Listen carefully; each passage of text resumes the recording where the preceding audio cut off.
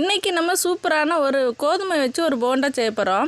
இந்த ஸ்நாக்ஸ் வந்து நீங்கள் ஈவினிங் குழந்தைகளுக்கு செய்து கொடுத்தீங்கன்னா ரொம்ப சூப்பராக இருக்கும், விரும்பி சாப்பிடுவாங்க.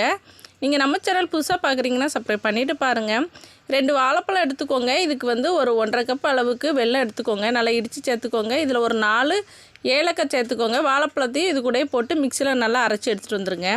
இப்போ ஒரு 2 கப் அளவுக்கு கோதுமை மாவு எடுத்திருக்கேன். இதுக்கு ஒரு 2 ஸ்பூன் அளவுக்கு அரிசி மாவு சேர்த்துக்கோங்க. அரைச்சி எடுத்துகிட்டு வந்து அந்த வெல்லத்தையும் இது கூட சேர்த்து மிக்ஸ் பண்ணி விட்டுருங்க. தேவைப்பட்டால் சோடாப்பு ஒரு பிஞ்ச் அளவு சேர்த்துக்கோங்க. போடணுன்னாலும் போடலாம், போடாமையும் ஸ்கிப் பண்ணிக்கலாம். இப்போ பாருங்கள், இந்த அளவுக்கு மிக்ஸ் பண்ணிக்கோங்க நல்லா.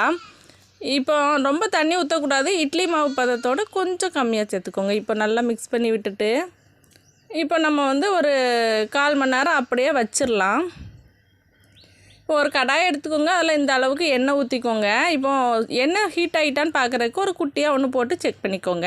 இப்போ குட்டி குட்டி பால் அளவுக்கு நல்லா உருண்டை உருண்டையாக போட்டுக்கோங்க. ஷேப் வரலைனாலும் ஒன்றும் பிரச்சனை இல்லை, அழகாக வந்துடும்.